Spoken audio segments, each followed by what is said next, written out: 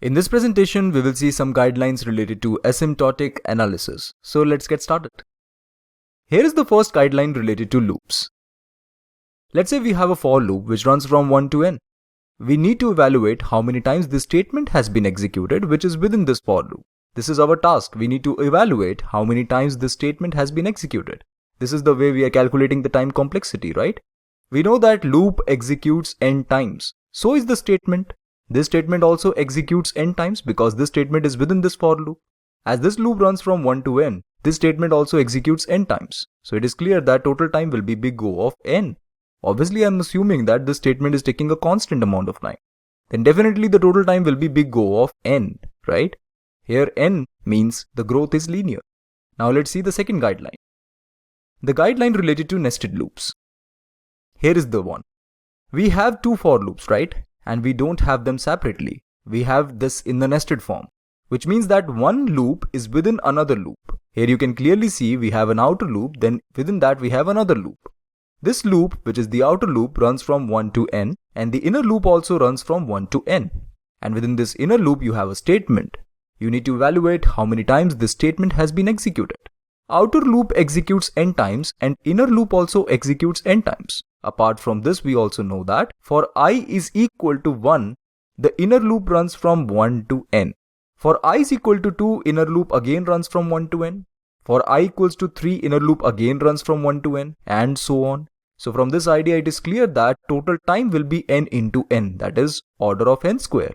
So the growth is quadratic in this case. So nested loops can be handled in this way.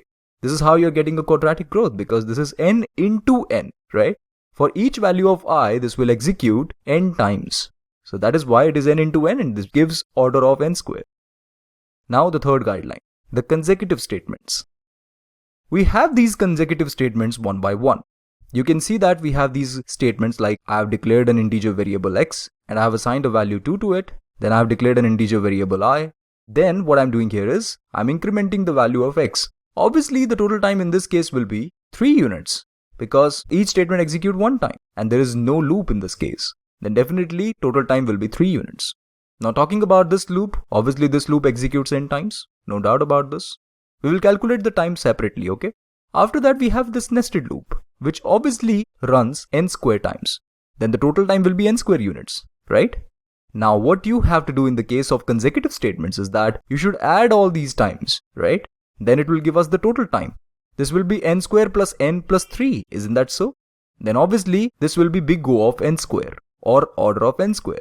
The time complexity of this particular code is order of n square. Why is that so? We already know how to calculate the time complexity. We have fn is equals to n square plus n plus 3. This is the function under consideration, right? Let's take gn equals to n square. I'm assuming this will be the upper bound. Now the question again is fn equals to big O of gn? If that is the case, then definitely order of n square will be the time complexity. We'll compare fn and gn. We'll choose some value of c. Let's take c equals to 2 because in this case, this is just n square.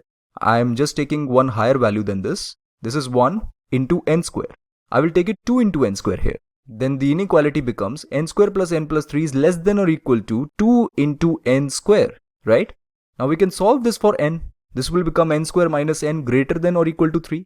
We can take n common from here, then it becomes n into n minus 1 greater than or equal to 3. Finally, we will get these two inequalities, n greater than or equal to 3 or n greater than or equal to 4. So it is clear from this fact that fn is less than or equal to c dot gn for all n greater than or equal to n naught, where c is equals to 2 and n naught is equal to 3.